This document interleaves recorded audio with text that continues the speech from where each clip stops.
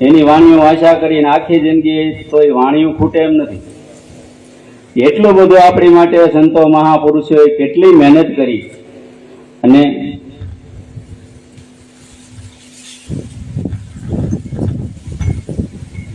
આવી વાણીઓ લખી ગયા છે.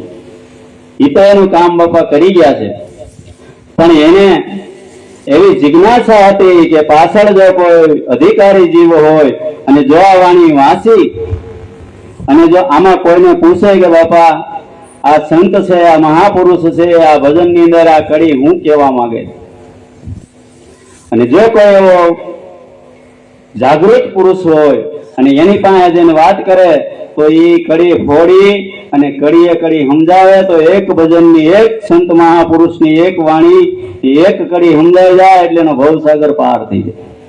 એકો એક ભજન મહાપુરુષોએ લખ્યા છે એ કોઈ એની ખ્યાતિ માટે નથી લખ્યા કે કોઈ વાહ વાહ કરવા માટે નથી લખ્યા કે ઇનામ લેવા માટે નથી લખ્યા.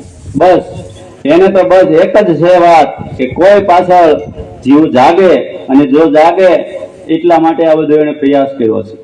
એવી જ રીતે જયમલ ભારતી બાપુ થયા, એને આ લખ્યું છે કે સદગુરુ મળે ને બાપા એટલે મનની સોરીઓ મટી જવી. મનુષ્ય અવતાર મળે, મનુષ્ય અવતાર મળે એની માથે જો સદગુરુ મળે, અને સદગુરુ મળે એટલે એને લગભગ 84 ના ફેરા ટળે, પણ જો સદગુરુ મળે અને સદગુરુને કળે તો મનુષ્ય અવતાર એટલે મોક્ષનું ટીલું કરીને આવ્યા છો. ભગવાને આપણને એનું સ્વરૂપ આપી દીધું છે કે જા તારામાં તાકાત હોય તો હું તને મારું સ્વરૂપ આપી દઉં છું. કોઈ તને મારો એવો માલમી મળી જાય અને તારો ઉદ્ધાર થઈ જાય તો તું 84 માંથી બકાત જા. ને આપણે બધા એને સહી કરીને આવ્યા છે.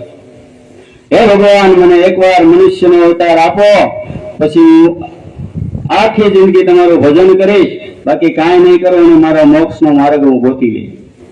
એટલે મોક્ષનું ટીલું કરીને મોકલ્યા છે ને આપણે એને સહી કરીને આવ્યા છીએ, અને એમ સાક્ષી રહ્યા કે સાક્ષી તો જોઈ ને આપણે દસ્તાવેજ કરીએ તો એનો સાક્ષી